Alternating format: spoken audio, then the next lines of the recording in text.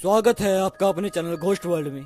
अगर आपने अब तक हमारे चैनल को सब्सक्राइब नहीं किया है तो हमारे चैनल को सब्सक्राइब कर दीजिए और हाँ, बेल आइकन दबाना मत भूलिएगा। तो बढ़ते हैं आज की कहानी की तरफ। मेरा नाम विजय है और मैं आज बहुत खुश हूँ क्योंकि आज मेरा फॉरेस्ट ऑफिसर के रूप में पहला दिन है। मुझे बचपन से ही जंगलों से बड़ा लगाव था क्योंकि जंगल में एक अलग तरह की शांति होती है, इसलिए मैं बचपन से ही फॉरेस्ट ऑफिसर बनना चाहता था और आज जाकर मेरा वो सपना भी पूरा हो गया। वैसे मेरी पोस्टिंग इंडिया के सबसे बड़े जंगलों में आने वाले जंगल में हुई है। मैं आज जैसे ही अपनी ड्यूटी पर गया तो मुझे पता चला कि मुझे दिन की टाइमिंग वाली शिफ्ट में रखा गया है और मेरा सरकारी कमरा जो मुझे वन विभाग की तरफ से मिला है वो वन विभाग की चौकी से लगभग 1 किलोमीटर की दूरी पर ही था। ड्यूटी ज्वाइन करने के कुछ घंटे बाद मैं अपने कुछ साथियों के साथ जंगल की पेट्रोलिंग के लिए निकल गया और मेरा आज का पूरा दिन इसी सब में बीत गया। फिर उसके बाद शाम को वन विभाग की गाड़ी ने मुझे मेरे कमरे तक छोड़ दिया। फिर उसके बाद मैं कमरे के अंदर गया और अपना सामान वगैरह रखा। फिर जब तक मैंने खाना बना के खाया तब तक काफी रात हो गई थी, इसलिए मैं सीधा अपने बिस्तर पर लेट गया और लेटे लेटे पता नहीं कब मेरी आंख लग गई। फिर उसके बाद अचानक से मेरी आंख खुली और खिड़की के बाहर से किसी के रोने की आवाज बहुत तेज सुनाई दे रही थी। मैंने घड़ी में टाइम देखा तो रात के तकरीबन 2 बज चुके थे। आवाज सुनकर मैं अपने बिस्तर पर उठकर बैठ तो गया, पर मैं बैठे बैठे यही सोच रहा था कि इतनी रात में कौन हो सकता है जो इतने बड़े जंगल में रो रहा है। पर उसके बाद मैंने सोचा क्या पता कहीं किसी को मदद की जरूरत तो नहीं। यही सोचकर मैं अपने बिस्तर से उठा और खिड़की के पास जाकर बाहर देखने की कोशिश करने लगा, पर मैंने जैसे ही बाहर देखा तो बाहर कुछ भी नहीं दिख रहा था। उसके बाद मैं जैसे ही पीछे अपने बिस्तर की तरफ मुड़ा तभी वो रोने की आवाज और तेज आने लगी। फिर उसके बाद मैंने सोचा चलो एक बार बाहर देख कर ही आता हूँ, कहीं किसी को मेरी मदद की जरूरत सच में तो नहीं है। इतना बोलकर मैंने अपने बैग से टॉर्च निकाली और अपने घर के बाहर निकल के घर के पीछे की तरफ जाने लगा। अंधेरी रात थी और मैं जैसे जैसे चल रहा था वैसे वैसे मेरे चलने की वजह से जंगल में जो सन्नाटा था वो भंग हो रहा था, क्योंकि मेरे पैर जैसे जैसे जंगल में पड़े सूखे पत्तों पर पड़ रहे थे वैसे वैसे जंगल में पत्तों की आवाज गूंज रही थी। फिर उसके बाद मैं चलते चलते जैसे ही अपने घर के पीछे पहुंचा तो वो रोने की आवाज अब मुझे काफी साफ साफ सुनाई देने लगी थी। घर के पीछे पहुंचते ही मैंने जोर से आवाज लगाई और कहा कौन है वहाँ, पर मेरे इतनी जोर से बोलने के बाद भी किसी ने कोई जवाब नहीं दिया। पर वो जो कोई भी था वो लगातार अभी भी रोए जा रहा था। फिर उसके बाद मैं थोड़ा और आगे की तरफ जाने लगा। मैं जैसे जैसे आगे जा रहा था मैं वैसे वैसे आवाज भी लगा रहा था। मैं बोल रहा था अरे कोई है तो मुझे जवाब दो, डरो मत, मैं तुम्हारी मदद करने के लिए ही यहाँ आया हूँ। पर मेरे इतना कुछ बोलने के बाद भी किसी ने कोई जवाब नहीं दिया। फिर उसके बाद मैंने अपने आप से ही कहा अब कोई भी हो मुझे क्या, मैं मदद तो करना चाहता हूँ पर कोई जब जवाब देगा तभी तो मैं मदद करूँगा। और ऊपर से यहाँ इतना अंधेरा है कि इस टॉर्च की रोशनी में भी कुछ सही से दिख नहीं रहा है। इतना बोलकर मैं जैसे ही वापस घर की ओर जाने की हुआ तभी मैंने अपने टॉर्च की रोशनी में देखा तो थोड़ी ही दूर एक लड़की बैठी हुई थी और उसी की ही रोने की आवाज इतनी देर से आ रही थी।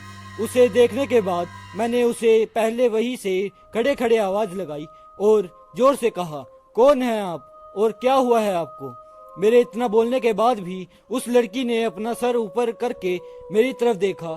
फिर उसके बाद उसने फिर से अपना सर नीचे करके रोने लगी। मुझे यह देखकर बड़ा ही अजीब तो लगा, पर मैंने फिर से आवाज लगाई और कहा अरे कौन है आप और क्या हुआ है आपको। मेरे इतना बोलने के बाद उस लड़की ने फिर से अपना सर ऊपर करा और बिना कुछ बोले अपना सर नीचे करके रोने लगी। फिर उसके बाद मैंने सोचा क्या पता क्या जरूरत हो उसको, चलो उसके पास जाकर देखता हूँ। इतना बोलकर मैं उसकी ओर जाने लगा और फिर उसके पास जाकर मैंने फिर कहा आप ठीक तो हैं और क्या हुआ है आपको। मेरे इतना बोलने के बाद उस लड़की ने फिर अपना सर ऊपर करा और अपने हाथ को ऊपर करके इशारा करा और रोते हुए ही कहा वो। इतना बोलकर वो लड़की अपना सर नीचे करके फिर से रोने लगी। पर जिस तरफ उसने इशारा किया था उसके बाद मैंने जैसे ही उस तरफ देखा तो मेरी आंखें फटी की फटी रह गई और मेरे अंदर का चला हुआ खून मानो जम सा गया, क्योंकि मैंने देखा जिस तरफ उस लड़की ने इशारा किया था उस तरफ उसी लड़की की लाश पड़ी हुई थी।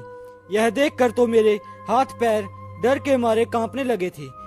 फिर उसके बाद मैंने जैसे ही उस लड़की की तरफ देखा तो मानो मुझे ऐसा लगने लगा जैसे मेरा दिल अभी छाती फाड़कर बाहर आ जाएगा, क्योंकि जैसे ही मैंने उस लड़की की तरफ देखा वैसे ही मेरे दिल की धड़कन अपनी 2 गुनी रफ्तार में चलने लगी, क्योंकि मैंने देखा उस लड़की का चेहरा अब एकदम भयानक सा हो गया था। उसका मुंह पूरा सफेद और उसकी जगह जगह से फटा हुआ था और उसके पूरे शरीर में चोट लगी हुई थी जिसमें से खून निकल रहा था और उसकी आंखों से आंसू की जगह खून बह रहा था। मैं उस लड़की को खड़े खड़े डरते हुए देख ही रहा था, तभी मुझे ऐसा लगा जैसे किसी ने मेरे कंधे पर पीछे से हाथ रख दिया हो। उसके बाद मैंने डरते हुए धीरे धीरे से पीछे मुड़कर देखा तो मेरे फिर होश उड़ गए, क्योंकि मैंने जैसे ही पीछे मुड़ के देखा तो पीछे कोई भी नहीं था। फिर उसके बाद मैंने जैसे ही फिर से उस लड़की की तरफ देखा तो अब उस जगह पर कोई नहीं था। फिर उसके बाद मैंने जैसे ही उस लड़की की लाश की तरफ देखा पर अब उस जगह पर कुछ भी नहीं था। मैं खड़े खड़े बस यही सोच रहा था कि ऐसा कैसे हो सकता है, क्योंकि अभी थोड़ी ही देर पहले उस लड़की की लाश यहीं पर थी और थोड़ा उधर वो लड़की भी बैठी हुई थी, पर अब वहाँ कोई नहीं था। फिर उसके बाद मैं वहाँ बिना समय गवाए तुरंत अपने कमरे की तरफ भागने लगा। तभी मैं भागते भागते एकदम से रुक गया, क्योंकि मैंने जैसे ही भागना शुरू किया था वैसे ही उस लड़की के हंसने की आवाज पूरे जंगल में गूंजने लगी।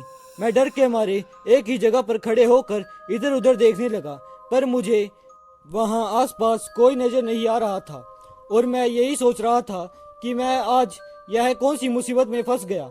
यह सब तो मैंने बस किस्से कहानियों में ही पढ़ा था, पर आज मैं इन सब का अनुभव सच में कर रहा था। फिर उसके बाद मैंने वो हंसी को अनसुना करते हुए अपने कमरे की ओर भागने लगा। उस समय उस रोने की आवाज का पीछा करते हुए काफी आगे निकल आया था, इसलिए मैं बस लगातार भागे ही जा रहा था। तभी मैं भागते भागते किसी चीज से बड़ी जोर से टकरा के नीचे गिर गया। मैं जिस भी चीज से टकराया था वो चीज मुझे बड़ी ही तेज लगी थी, जिसके कारण मुझे उस समय काफी चोट आ गई थी। पर उसके बाद मैंने अपने आप को थोड़ा संभाला और अपनी टॉर्च उठाकर देखने की कोशिश करने लगा कि मैं किस चीज से टकराया था। पर मैंने अपनी टॉर्च की रोशनी अपने इधर उधर मारी, पर मुझे वहां आसपास ऐसी कोई भी चीज नहीं दिखी जिससे मैं टकराया होऊंगा। फिर उसके बाद मैं जैसे ही उठकर खड़ा हुआ तभी वो हंसने की आवाज और तेज हो गई। मानो ऐसा लग रहा था जैसे वो हंसने की आवाज मेरा मजाक उड़ा रही हो। पर मैंने इस बार भी उस आवाज को अनसुना करा और अपने घर की ओर जाने लगा। इस बार मैं भाग नहीं रहा था, बस जल्दी जल्दी चल कर जा रहा था। पर मैं जैसे ही अपने घर के पास पहुंचा तो जो मैंने देखा उसे देखकर मेरे हाथ पैर डर से और कांपने लगे। डरा हुआ तो मैं पहले से ही था, पर जो मैंने अभी देखा उसे देखकर तो मेरे डर के मारे पसीने निकलने लगे, क्योंकि मैंने देखा मेरे घर के गेट के पास वही लड़की बैठी, कभी हंस रही थी तो कभी रो रही थी। तभी मैंने डरते हुए ही वहीं से खड़े खड़े कहा, कौन हो तुम? मेरे इतना बोलने के बाद ही उस लड़की ने अपना चेहरा ऊपर करा और अपनी जगह से खड़ी हुई और अपनी डरावनी आवाज में कहा, मेरी मदद कर दो। फिर मुझे लगा शायद इसे मदद की जरूरत है, इसलिए फिर मैंने कहा, कैसी मदद? मेरे इतना बोलने के बाद ही उस लड़की ने अपने हाथ से इशारा किया और कहा, वो जिस तरफ उसने अपने हाथ से इशारा किया था मैंने जैसे ही उस तरफ देखा तो इस बार भी वहां उसी लड़की की लाश पड़ी हुई थी। मैंने फिर उस लड़की की तरफ देखा तो वो लड़की फिर हंसने लगी। यह सब देखकर डर तो मैं पहले ही गया था, पर मैंने फिर से हिम्मत की और उस तरफ भागने लगा जिस जगह वन विभाग की चौकी थी। मैं लगातार उस जंगल में भागे चला जा रहा था और यही सोच रहा था आखिर वो है कौन जो मुझे इतनी देर से परेशान कर रही है। पर तभी मैं भागते भागते फिर से रुक गया, क्योंकि मैंने देखा वो लड़की अब मेरे आगे से चली आ रही थी।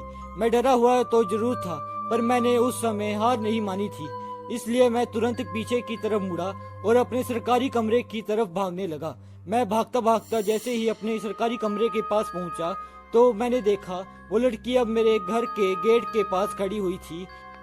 पर मैंने सोच लिया था चाहे अब कुछ भी हो जाए, पर मैं अब रुकूंगा नहीं, सीधा घर के अंदर ही जाऊंगा। मैं जैसे जैसे आगे जा रहा था वैसे वैसे उस लड़की की हंसने की आवाज और तेज होती जा रही थी।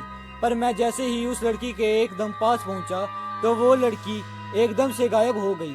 फिर उसके बाद मैं सीधा अपने कमरे में चला गया। मैं कमरे में तो चला गया था, पर मुझे अभी भी उस लड़की के रोने और हंसने की आवाज बाहर से लगातार आ रही थी। वो रात तो मैंने जैसे तैसे बिता ली, और अगले दिन जब मैंने सारी बात वन विभाग की चौकी में अपने साथ वालों को बताई तो उन्होंने मुझे कहा, अगर तुम्हें आगे से कभी वो आवाज आती है तो तुम उस आवाज को अनसुना करके सो जाना, फिर कुछ नहीं होगा। फिर उसके बाद मैंने ऐसा ही किया। मतलब मुझे रात में आवाज तो आती थी, पर मैं उस आवाज को अनसुना कर देता था, और अभी भी अनसुना ही कर देता हूँ। तो कैसी लगी आपको आज की ये कहानी?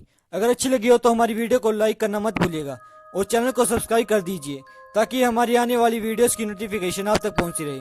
मिलते हैं जल्दी ही किसी नई वीडियो के साथ, तब तक के लिए जय हिंद।